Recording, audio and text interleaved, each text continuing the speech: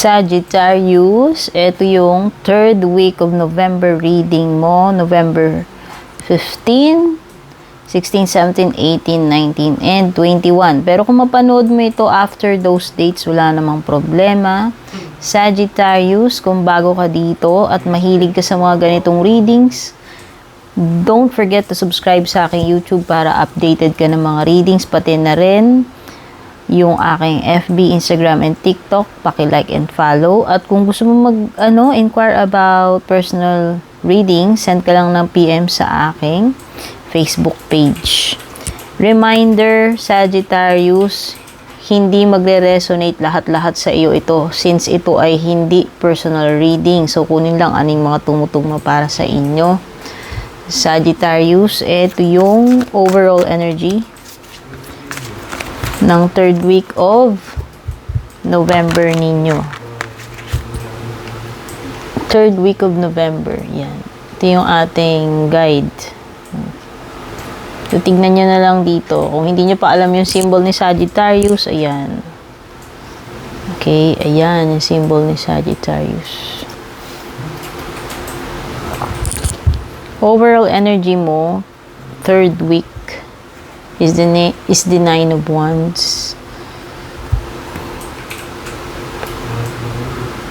Mas maganda maging prepared ka, Sagittarius, kung ano man yung paparating. No?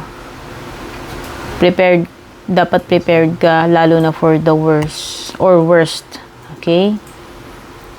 So, maganda, ikaw ay laging handa. Maganda man yung dumating sa'yo, at least nakapaghanda ka pa rin. Lalo na kung hindi maganda yung darating, no? So, ayan. Importante na ikaw ay maging ready sa kung ano man yung posibleng kakaharapin mo or next na darating sa iyo. Okay?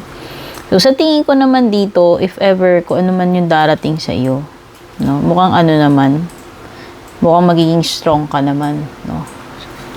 Ano naman yung next na possible? Ayan, ito na yung next na possible na nangyayari or darating sa iyo.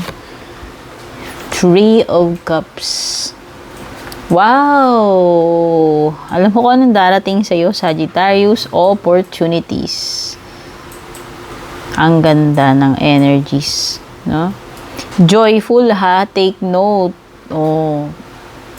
Ang paparating sa iyo, itong third week of November, Sagittarius, is joyful opportunities. Whether sa career man yan, sa negosyo, sa relationships, no? Joyful, o diba? Hindi lang opportunity, may kakabit pa na joyful. Ano naman yung possible outcome para sa iyo? The Emperor. Okay, pwedeng ito ay Aries energy. Pwedeng you are dealing with an Aries person. Wow, ang ganda. Oh. Alam mo, yung magiging outcome mo, sabi dito, you will make empowered choices. So, sa tingin ko, magiging wise ka sa pagdedesisyon, sa pagpili, no? At sa tingin ko, you are in control.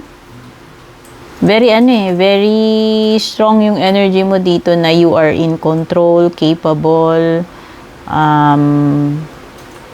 kaya mong i-handle. Yun yung nafe-feel ko. No? At isa pa, this is also an indication ng pagiging boss.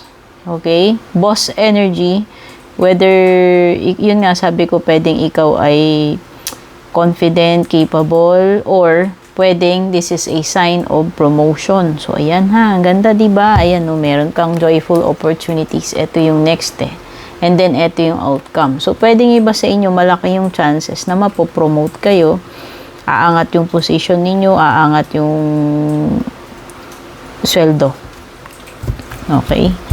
Tingnan naman natin yung love life mo, Sagittarius, itong third week ng November.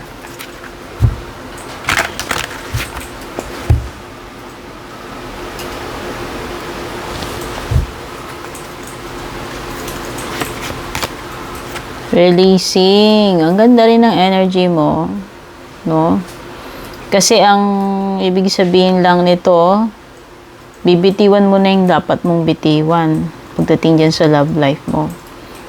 Pwede yan yung person mo, no? Hindi ko alam, pero meron nang moving on dito. Yan, no? Mas pipiliin mong bitiwan na yan, mag-move on, mag-walk away, no? Okay? Basta, you will no longer deal dito sa relationship na ito, sa person na ito. I-let go mo na yung dapat i-let go. Mag-walk away ka kung kailangan. Okay? So, when it comes to your other energies na pwedeng dumating sa iyo ngayong third week. Barrel. Okay? Pwedeng iba dito, you are longing for something. Parang feeling ninyo kahit naman kompleto kayo sa ibang bagay, parang mayroon something pa rin, may butas, may kulang. No? Halimbawa, eto, kagaya nito, successful ka pagdating sa negosyo or sa career mo o sa pera. But when it comes to your love life, may emptiness, may kulang. Siyempre, hindi man natin nakukuha lahat-lahat ng mga bagay palagi, 'di ba? Hindi naman yung mga desires natin, wants natin, nakukuha natin. Hindi man ganoon ka-perfect yung buhay natin. Or sabihin natin na spoiled na lahat na lang makukuha natin. 'Di ba? Maging realistic. So, ito lang naman yung indication ng barrel. May mga bagay na feeling mo kulang or wala sa iyo. 'Di ba? Hindi natin makukuha lahat at the same time, 'di ba?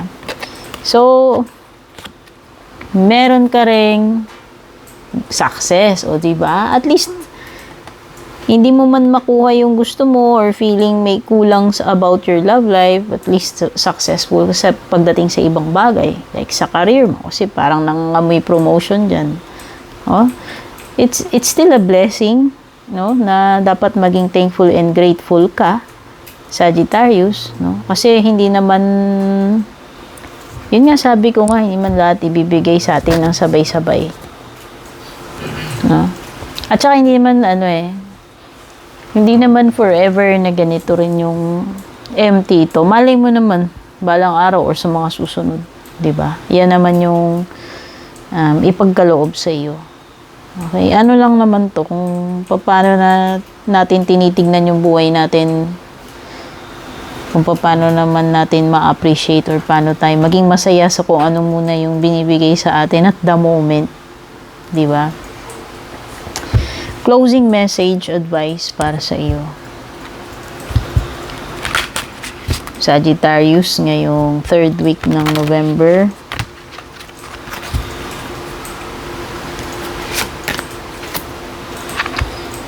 Radiate gratitude. Diba yan pala yung pinag-uusapan natin? Kakasabi ko lang. No, na matuto tayong maging thankful and grateful dito sa mga blessings natin. Bagamat may kulang, no? Hindi naman lahat ibibigay, syempre. Maging ano pa rin tayo. Maging thankful and grateful. And dito sa card mo, napakaganda. Sunflower, favorite ko yan.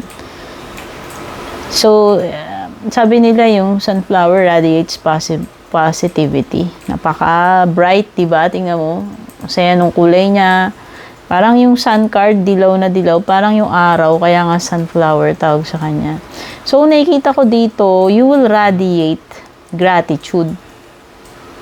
No? Mag-glow ka eh. Nagre-reflect sa iyong outer appearance kung ano yung nararamdaman mo sa loob. Kasi nga siguro may mga blessings ka dito.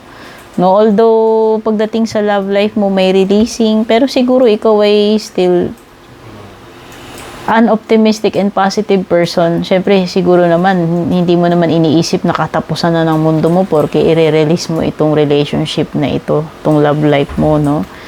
Siguro naman you are still hoping for the best na may darating sa iyo na tamang person. Pero yun na nga, ito nga yung closing message mo. Ang niraradiate mo ngayon ay gratitude. Nag-glow ka.